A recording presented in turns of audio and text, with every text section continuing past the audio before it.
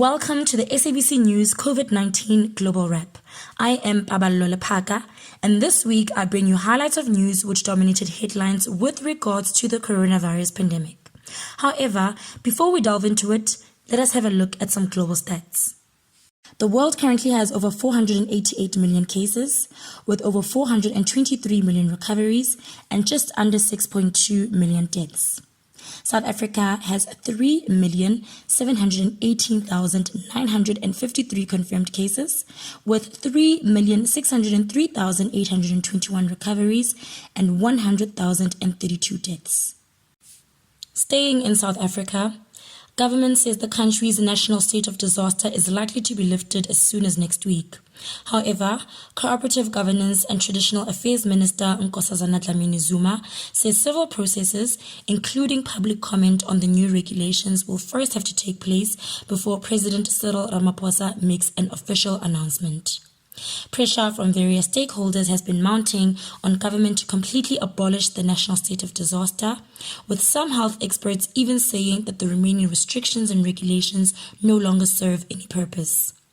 Meanwhile, over 90,000 COVID-19 vaccines expired in the country on Thursday, with the Department of Health saying it is sad that the country is sitting with too many unused COVID-19 vaccines.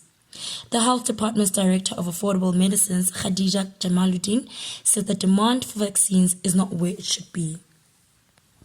In the rest of Africa, the continent still sits at over 11.3 million confirmed cases, with over 10.68 million recoveries and over 251,000 deaths.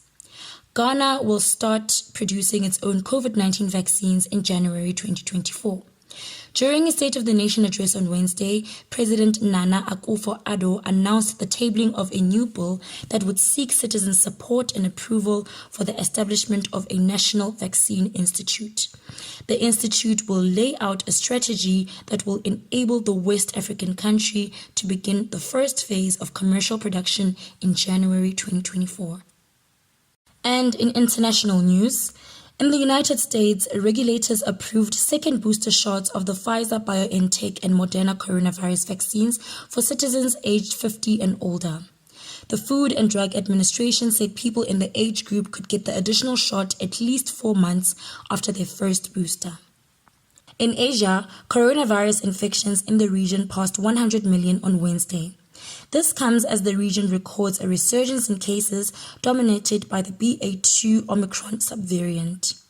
According to a Reuters analysis, Asia is reporting over 1 million new COVID-19 cases about every 2 days. Meanwhile, as cases continue to surge in Shanghai, the commercial hub is set to put the vast majority of its residents under COVID-19 lockdown from today.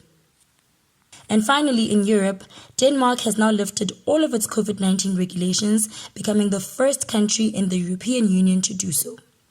This means that travelers are no longer obliged to wear face masks or use the COVID-19 vaccine certificate in order to enter all indoor venues. The mandatory quarantine requirement for persons who have tested positive for the virus has also been abolished.